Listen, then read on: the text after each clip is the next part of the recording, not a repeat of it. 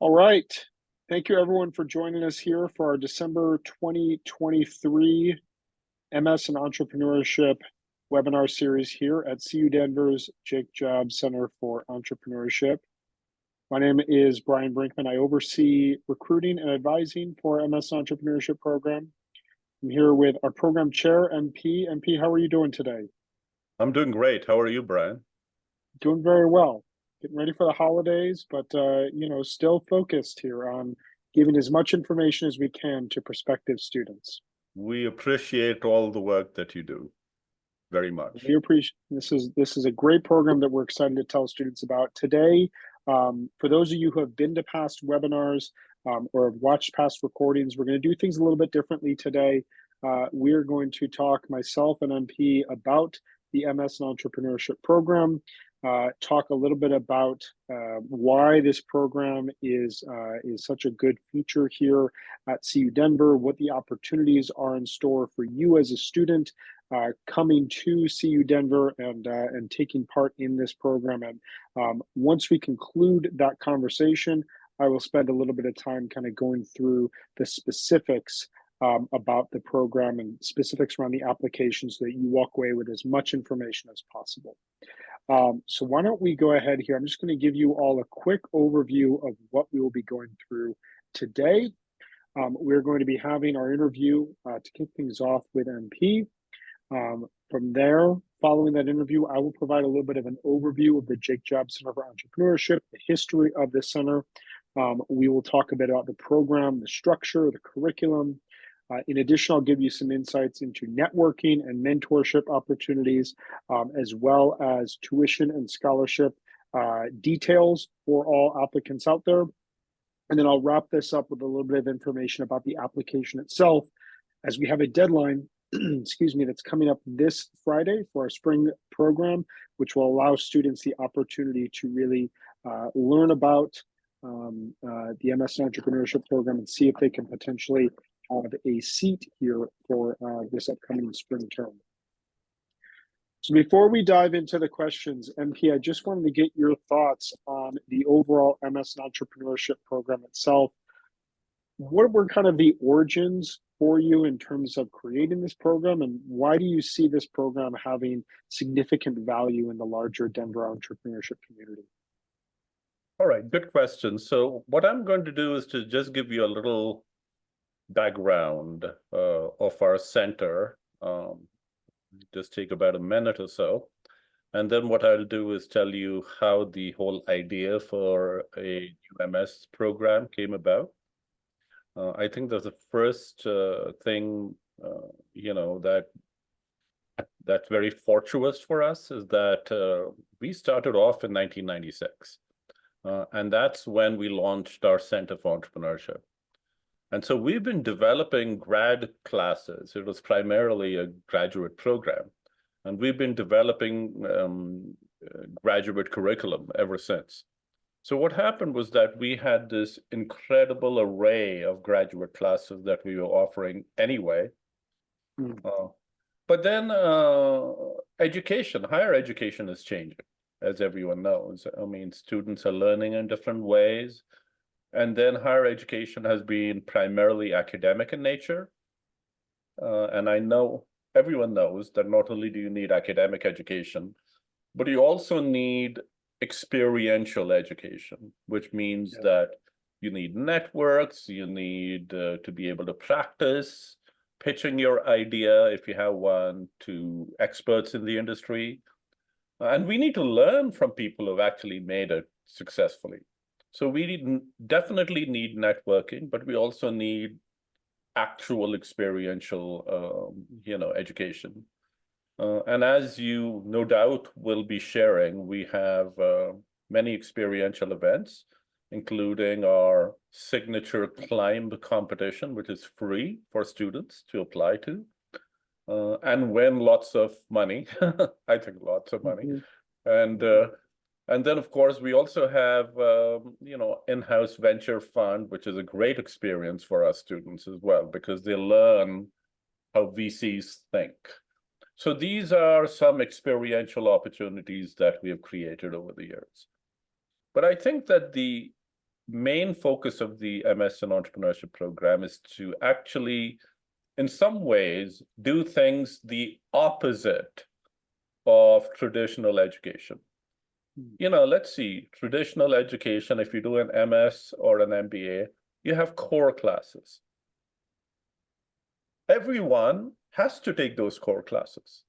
Right. So if somebody who's just been a CFO of a company was to take, say, a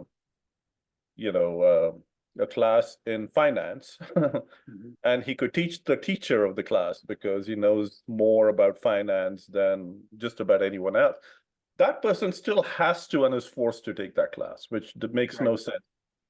Right. So the first thing that we did was to avoid doing that, not having any core classes, customize the curriculum based on the strengths and the background of every individual candidate. So that was the first thing that we did, which was sort of the opposite of traditional programs. Secondly, we talked to the business community before we launched the program to see what they would need. And all companies that we spoke to said that they would value an entrepreneurship MS degree where the students were able to think sharply about all aspects of business, not just marketing or finance, but would be able to see how these things connected together in a synergistic fashion. In other words, they wanted students to have the entrepreneurial mindset, where they would be thinking holistically and sharply about all aspects of business. So that was the other thing, so that we integrated a lot of these experiential elements into the MS degree. As you know very well, we were the first program in Colorado to have a dedicated mentorship program associated with the degree, so that all students, if they so wish, will get a mentor. And we will also match the mentor to the student based on the interests of the students and the interest of the mentor as well. So that there is a match. It's not just randomly connecting people with random individuals, but actually purposefully doing that. So that was something that no other program does, but that was something that the business community and our students said that they would really value. And now the third thing we did was for the students who actually want to start their own business. We have an extensive list of experts or advisory council members who are there to sit down with the students and provide them with the key knowledge that they need outside of academic education to actually help them execute the business, not just leave it at the business plan stage, but actually do it. And that is, that's the place where a lot of people fail, where they have the great idea, but they're too afraid to actually launch the business. And that's where the support system actually comes in handy. So we have that support system to help students launch their business. So I would say those are the ways that our degree is different. And that was really the thought process for me when I said we want to come up with a degree, but it shouldn't be just another degree. Nobody cares about that. It should be a degree that people would actually want. It should be a degree that will be of true value to the students. I love that. And yeah, I mean, the ways that the program differentiates itself within the business school, where it still provides the solid foundation educationally that you would expect from another degree program, but also utilizes, core tenets of entrepreneurship in figuring out what exactly is it that you, the student, need to learn. How can we get you that information without overwhelming you with information you don't necessarily need to learn? I'm curious, kind of transitioning off of that, one question I talk with a lot of students about is, well, I want to be an entrepreneur. An entrepreneur kind of learns on the job, they learn on the fly. Why do I need to go and sit in a classroom? And you've talked really well here about the experiential side of this. I'm curious, as someone who's been in academics for as long as you have, but has an entrepreneurial background, the true entrepreneurial spirit, who sees, how do we break down these walls and these barriers within the education system? How do you see the classroom-based learning benefiting young budding entrepreneurs, even experienced entrepreneurs who are going back to school? That's a great question. I mean, I meet entrepreneurs all the time, and some of them you know very well, who were of the opinion that entrepreneurship cannot be taught and that all academic curriculum is thereby redundant because it all is the spark that comes from within that drives an entrepreneur.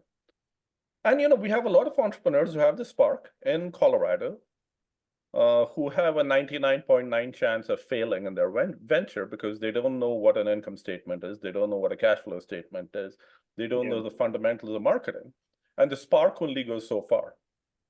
So while I do agree that some people have the spark and the desire to start their new business, if they don't have business fundamentals, the probability that their venture will fail increases exponentially. In fact, we have some data on that.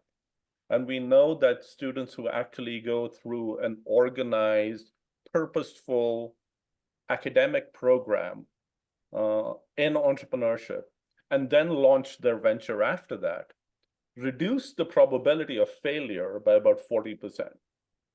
So for any new venture, the probability of failure is close to 90%.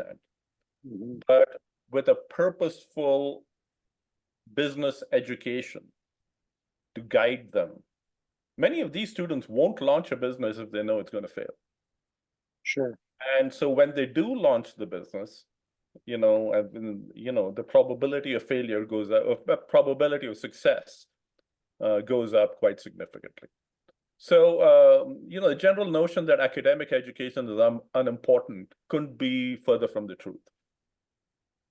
Yeah, I love the way that you put that, you can have the spirit, you can have the drive, you can have an idea that sounds on paper or sounds to all of your colleagues like it's a sure thing that it's going to succeed, but the statistics are unfortunately against you as an entrepreneur. Wouldn't you benefit as someone either at the start of your career or midway through towards the end of your career by learning without the risk of everything falling apart, and learning in real world settings? And that's one of the things about this program. It takes the classroom side where you learn the foundations, but it also takes, speaking of just the climb, or speaking of opportunities that you have working in internships or communicating with other entrepreneurs, you can test out ideas without the risk that you testing out that idea means that it's going to ultimately, potentially fail financially. Correct, absolutely. One of the other things we do, which no other program really does, is that we have some of the greatest entrepreneurs in Colorado, who are highly educated people, by the way, come and co-teach classes and speak to classes.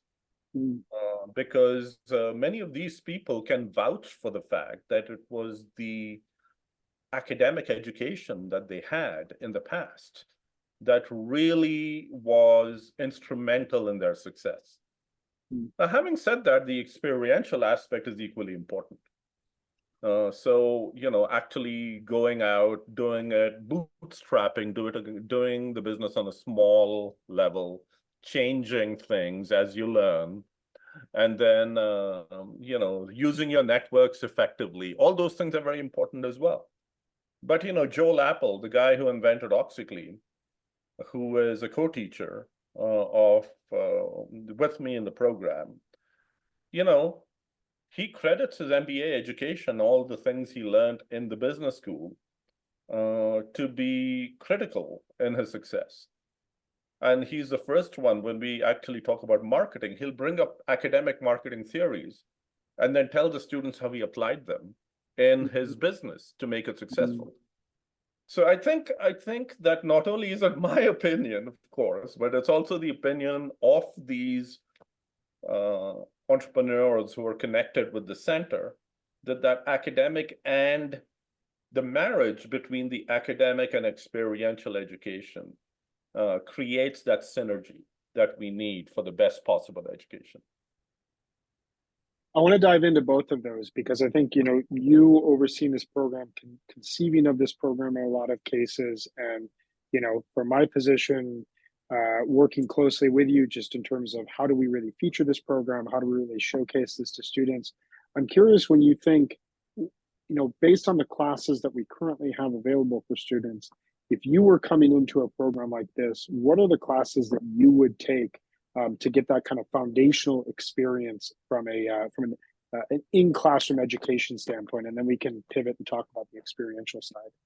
So yeah, what I would do is I would make sure that I have covered all my academic fundamentals.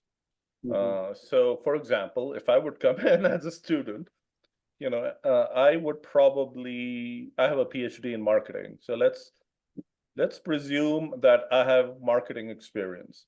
I don't need to take the marketing class. I know just about Sure. everything in marketing. But I probably don't know very much about finance. And if you look at my personal finance abilities, they're lacking, you know? So I would really value, knowledge in finance, knowledge in accounting, maybe some knowledge in leadership, which is very important. Uh, and then, so what I would do first is to actually make sure that any holes that I have in my background in terms of core knowledge is plugged. So, I learn about operations, I learn about finance, I'll make sure that my marketing knowledge is adequate, I learn about leadership. So I'll get those fundamentals covered. And then I would go to more interesting, specialized classes, like the business plan, like the new class we are launching next fall on execution, uh, and the digital disruption class, for example. Hmm. So, and then of course we have special classes like international entrepreneurship. We also have study abroad programs, to really entrepreneurial communities across the world. So what I would do is I'll first plug the gaps in my knowledge and then be in a better position to assimilate knowledge from great entrepreneurs in those more capstone type classes. Yeah, I think that's something I talk with students about all the time, and I think that that's a really great way to approach this. And for anyone out there who's listening, who's kind of thinking to yourself, I have background knowledge in this field, great that I don't necessarily need to take classes focused on that. Where do I begin? As you said, MP, it's let's fill in your knowledge gaps and maybe take the first 2 or 3 semesters figuring out a baseline of what do I need to learn. Is there anything I need to refresh myself on? Is there anything that I need to be able to walk away saying, all right, I've got a clear sense of you know finance, perhaps it is, maybe it's leadership, maybe it's developing a business plan, whatever it may be. And then when we kind of look at the rest of our program, maybe at that point we only have 4 or 5 classes left, we can get a little bit creative within the overall field. And part of the way to get creative is on the experiential side. You mentioned the study abroad opportunities. We've talked a bit about the networking side of things, but let's dive into kind of how you would attack as a potential student going into the experiential side, be it from a mentorship standpoint, from an internship standpoint, from a study abroad. What would kind of be your advice to students in terms of how to approach that? I would do it all at the same time. In many ways, what happens is what makes our program unique is that right from the first class, even if it's basic finance, let's say, Yeah. you're getting some business leaders, some great entrepreneurs in the community coming into those classes as guest speakers. It is, to me, in my mind, the most critical thing the student can do is to meet that guest speaker for coffee. And everyone who comes to class will be happy to meet students one-on-one, okay? And thereby start building your knowledge base outside of the classroom and your networks outside of the classroom from day one. Some of this is something we can provide, but a lot of this also comes from the individual, from the student. They have to have that zeal to go out and meet these entrepreneurs and learn from them. And if they do capitalize on all these opportunities that we'll provide them, it's just huge what they could just learn from both the academic side in the classroom, and then just the guest speakers who come to the class and meeting them and learning from them. And, the class I teach, every speaker is a superstar CEO, founder of a company, including individuals who've got exits of billions of dollars. For example, Ping Identity, cybersecurity company, Andre Durand, who comes to the class, he just got $2.3 billion exit. So what happens is that imagine how much you can learn from that person, and imagine what doors that person can open for you by virtue of the literally thousands of people that person knows in his own network. So that it opens your door for a wide network of people that you can reach out to. And that's really important in entrepreneurship, whether one gets a job in a company or whether one starts a business. Those networks come in super handy. So that's what I would do anyway, starting. Now, as I learn more about finance, and I'm talking about me personally, Sure. I would start practicing. Maybe I'll do an internship, maybe I'll do, but I would look forward to having a knowledge about all aspects of business reasonably well. And then I would apply for the competition. Now, I know that my finance knowledge and learning about venture capital investing is something I would be very excited about. So what I would do, and that's because that's an area I know very little about, so I would want to learn more about that. So then I would do is I would sign up for the Rutgers Venture Capital Firm, program, our venture fund, because that venture fund is taught by a seasoned, great VC. And that's another experiential opportunity for me to learn. So I would say that, unlike the academic program where I'd say take the fundamental classes, where you have a gap in your learning, finish those, and then take the other more specialized classes. But when it comes to networking and experiential thing, I would say begin at the beginning. Don't wait. Just get started with everything. And all the speaker events we have, other great networking opportunities. So I would just capitalize on those. Yeah, I think, and just to like hold on that, because I think it's such a valuable point. You've amassed such an excellent group of advisors and mentors, all of whom are incredibly successful and well connected here in Denver. And one of the unifying themes, they all have a very diverse perspective, a very diverse career background, but one of the unifying things that, from just my perspective, but I've seen this with our current students as well, is the reason why they're working with the Jake Jobs Center is because they want to give back. They want to provide an opportunity to impact the next generation of entrepreneurs or people who are coming into this program midway in their career, looking for something of a restart, looking for a challenging next step in their overall life and their career. And so jumping in from the start and kind of getting past the fear of introducing yourself to someone who is successful, powerful, whatever it may be, and seeking their advice and admitting where you don't know everything and admitting that, hey, I'm here to learn from you. Once you get through 1, 2, 3 of those conversations, it becomes a lot easier. And that aspect of the program, beyond simply just taking classes that fill in skill gaps, that will be the thing that springboards you, because that's where you can be introduced to a larger network here in Denver, potentially have job opportunities and get real world, face-to-face critiques, feedback, compliments, whatever it may be to help you along in your journey. Yeah, absolutely. I mean, I think one of the things that we've created, and I've adopted the same strategies and the same tools that we teach to the students. Sure. And what I've done is I've networked with people, and I've networked not with the intention of just meeting people, but actually with the great desire to learn from them. Totally. I mean, Yeah. just when I think I know something really well, I meet somebody who makes me feel that I don't know very much about the subject because they know so much more. And to me, that's just the most phenomenal experience.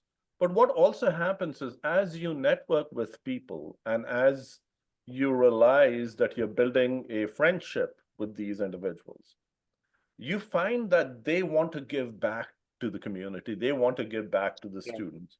And so we are in a position which is phenomenal. We are very lucky, I think.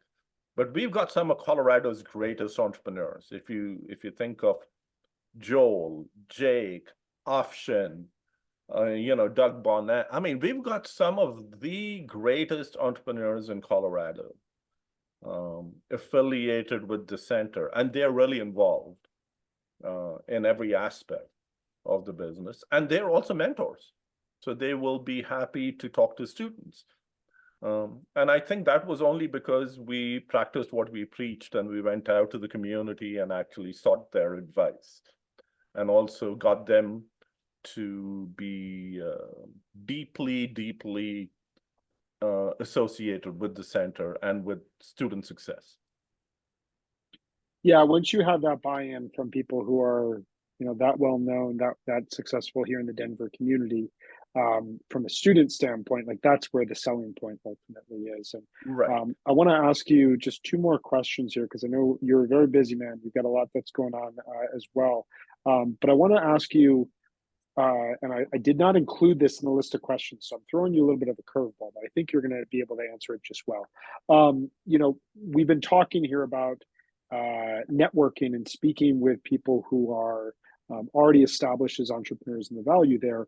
One of the things I recall from last year during the climb was how valuable it was for students when they pitched their ideas to entrepreneurs and got immediate feedback about, is this a good idea? Does this idea need work? Where does it need work? What can I provide for you from a positive and critical feedback standpoint?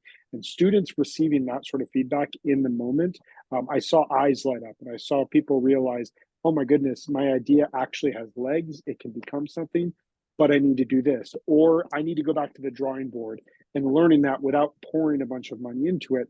I'm referring obviously to the climb and to the upcoming spring business pitch competition that we'll be launching that is open to all CU Denver students. Can you tell us a little bit about the climb and a few reasons why you believe that this is such a valuable experience for students? Well, oh yeah. I mean, the climb is just a phenomenal experience. It is the largest business plan competition or the venture count competition in Colorado. It's the biggest, I should say, academic venture count competition in Colorado. And we get students from all the universities participating. Yeah. So the competition is quite ferocious, and I find that the students learn from one another. The contestants learn from one another just as well as they learn from anybody else. But to your point, the mentors don't say this is a bad idea. They will say, look, the idea as it stands is going to be very difficult for you to make successful. But if you were to change these two or three things about it and approach it from a different perspective, you have a much better chance of making it something big. So think about scalability, think about market segmentation, so they'll actually provide specific tips on how to tweak it to make it more successful or more viable than it might currently be. Business planning, launching a successful business is an iterative process. You have an idea up front, but after you get feedback from people, that idea changes.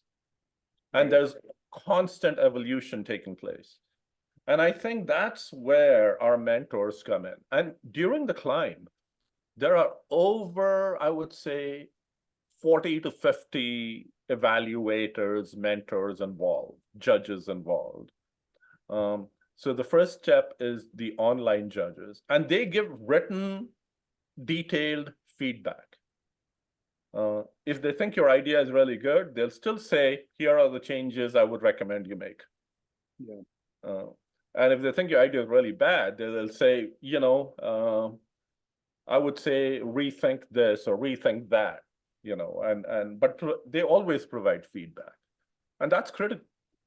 The other thing is the participating in the competition leads to much, much greater job success.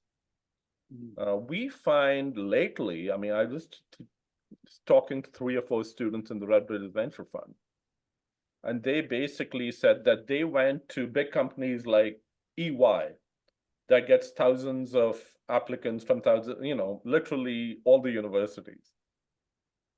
And he said, I participated in the climb.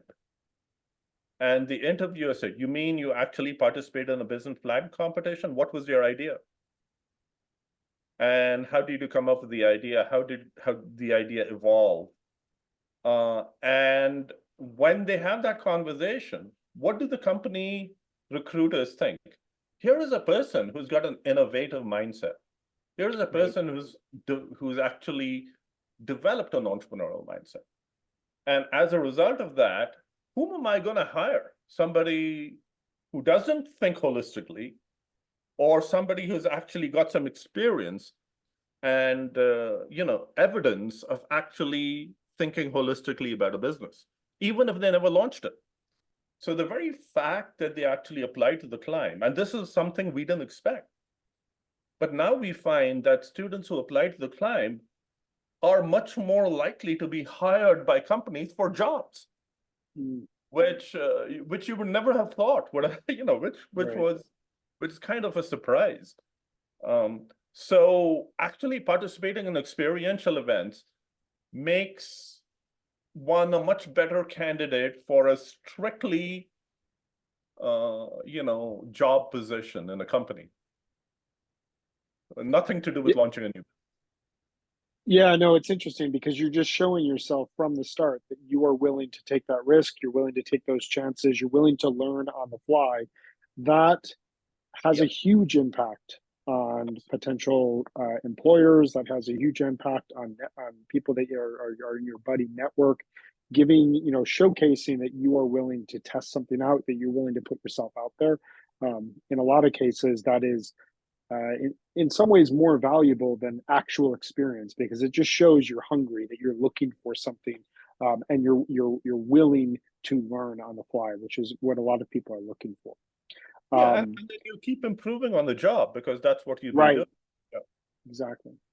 My last question for you. So we are, as we speak right now on December 13th, we are 2 days away from our final deadline for the spring 2024 start date. For anyone out there who is a US student who is still thinking that they want to start our program in the spring, there's still time. I am here. My line is open. I'm here to work with you. It's a very straightforward application that I will go over here shortly.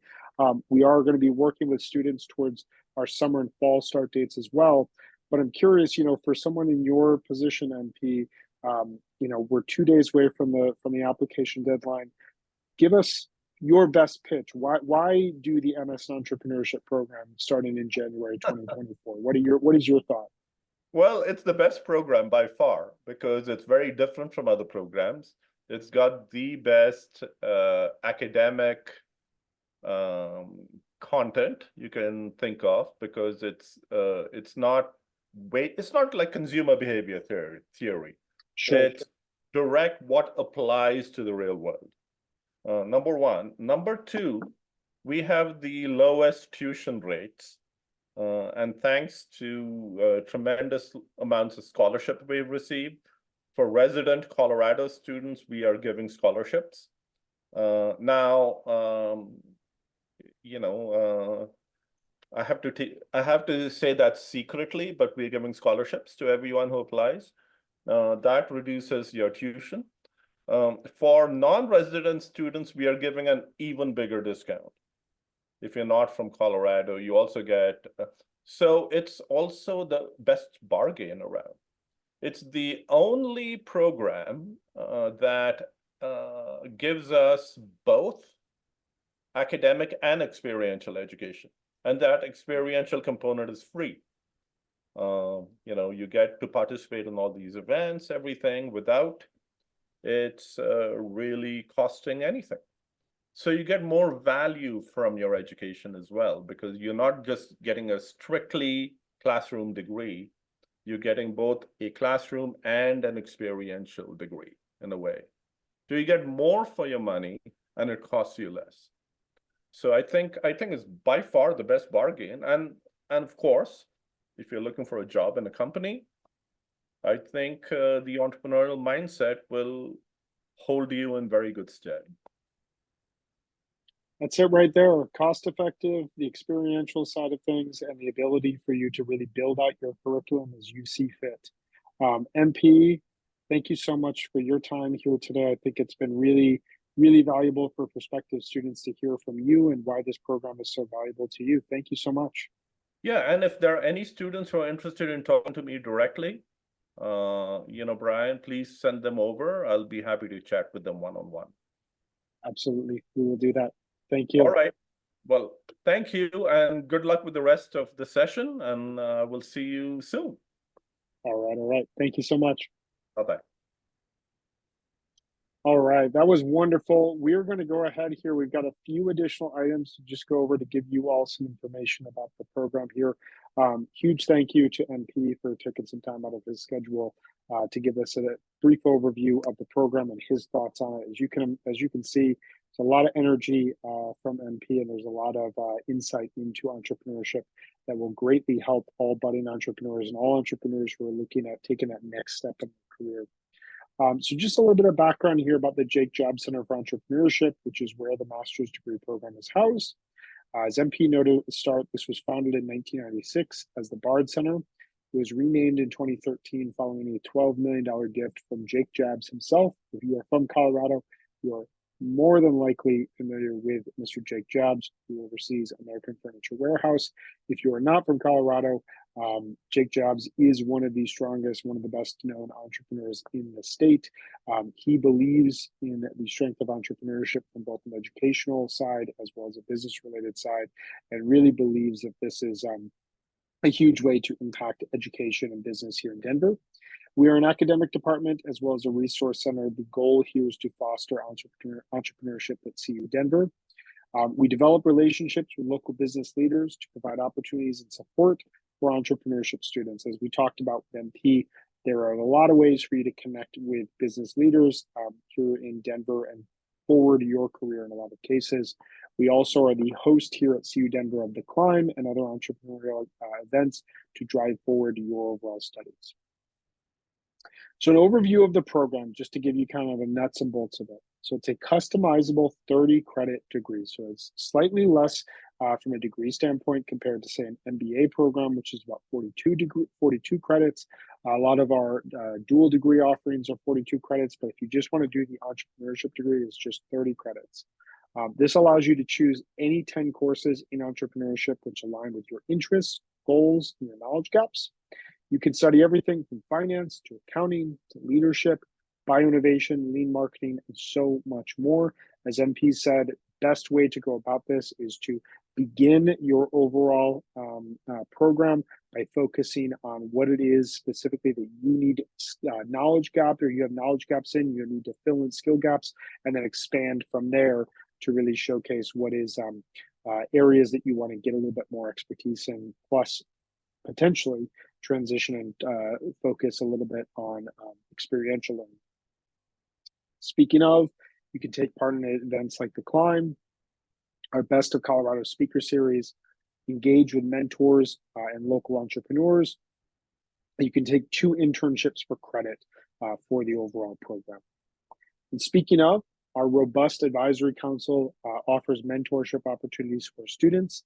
We have some of Colorado's most recognizable entrepreneurs, innovators, and other industry experts, people like Joel Apple, who founded OxyClean, Orange Glow, Kaboom, as well as the delicious Ladies Deli. Karen Hertz, who is the chief barista and founder at Holiday Brewing Company, one of the largest gluten-free breweries in the country. And Sam Kumar, who is the CEO and founder of CyberSonic, a fantastic cybersecurity firm. Sam is a brilliant mind for people to get a ton of experience and insight from. Advisory council members serve as mentors for our MS Entrepreneurship students.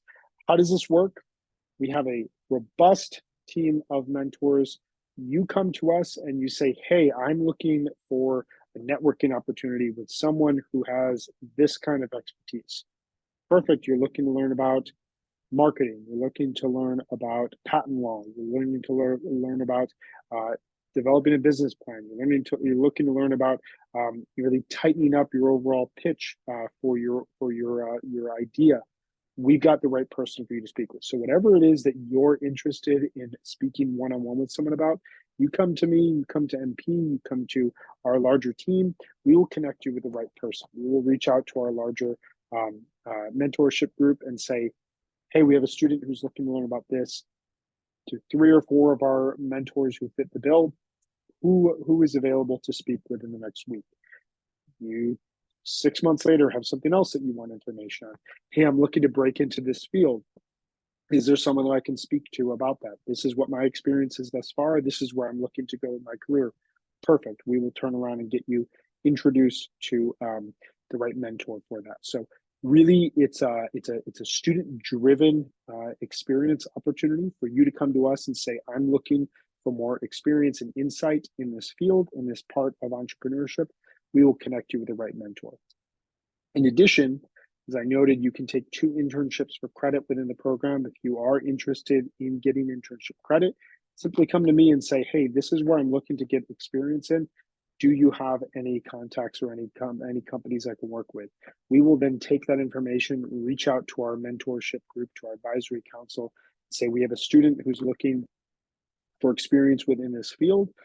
Is anyone at your company or within your larger network looking for a potential intern at this point in time? We'll connect you and we'll work through the whole process, setting up interviews, preparing you for them, helping you with resume coaching, whatever it may be. In terms of the finances for the program, so as MP noted, we have a really great deal for out-of-state students here. We have a flat rate tuition for all students within the program. So regardless if you're from Colorado or outside of Colorado, we have tweaked the overall tuition rate on a credit hour basis to make this a flat rate for all students. Currently, for the upcoming academic year, it is $806 per credit hour. Now, there are a few fees that are associated with our program. This is pretty standard within higher education, but just to give you some transparency here, depending on the methodology that you take this program, in-person, online, hybrid, as well as how long it takes you to do the program, you can expect to spend somewhere between $1,100 and $3,600 on fees for the entire program. Those fees are subject to change on an annual basis, same with the overall credit hour, but it is still a very affordable program regardless.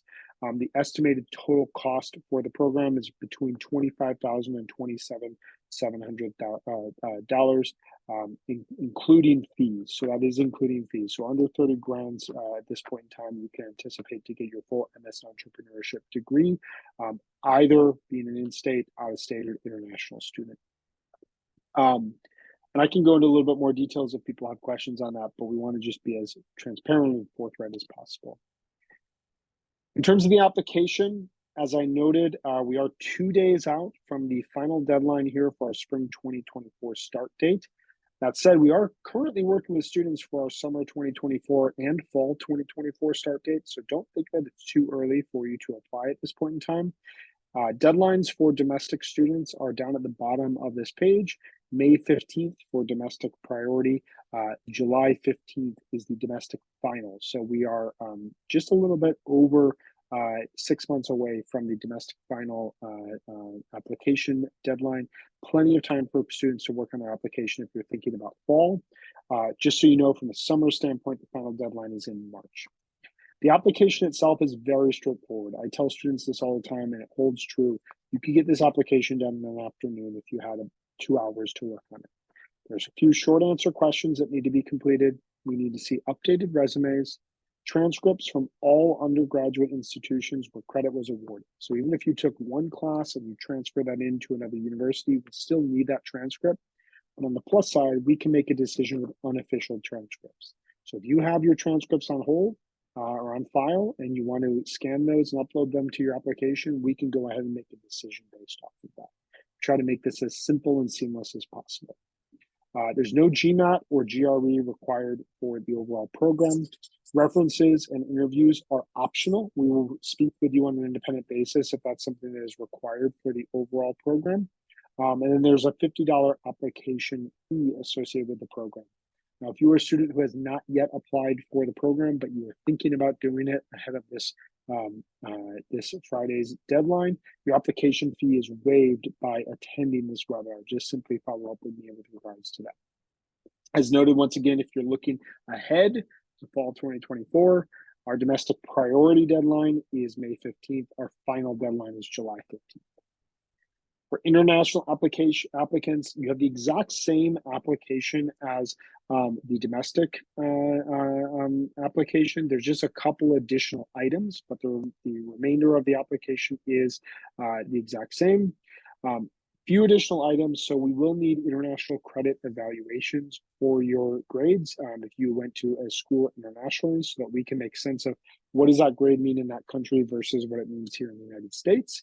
I have two sources up on the screen. ECE and WES are what we currently use to evaluate those credentials. We will also require you to take the English language proficiency exam. You can take either the TOEFL, the IELTS, or the Duolingo exam, which would allow you the opportunity to showcase your English language mastery and your ability to communicate effectively within class. You will be required to get the F1 student visa. That is something I will be able to provide some initial information about. As a student, you will be responsible to work with the International Student and Scholar Support Department to process that visa. So that's why, from a deadline standpoint, the deadlines are moved back 2 months from the domestic students. So priority deadlines, March 15th for international students. The final deadline is May 15th. That about wraps up this presentation here today. I want to thank you all for the time that you spent here with us. I hope that it was fruitful. I hope it was helpful for you to learn from MP and his experience as an entrepreneur, as a professor, why he values this program as much as he does. I really enjoyed learning as much as I have here about it today, and I hope that you did as well. If there are any questions, please don't hesitate to type them into the chat. I will go ahead and answer them here. Otherwise, I want to thank you all for the time that you spent here, and we will see you hopefully in our program in the next couple of weeks.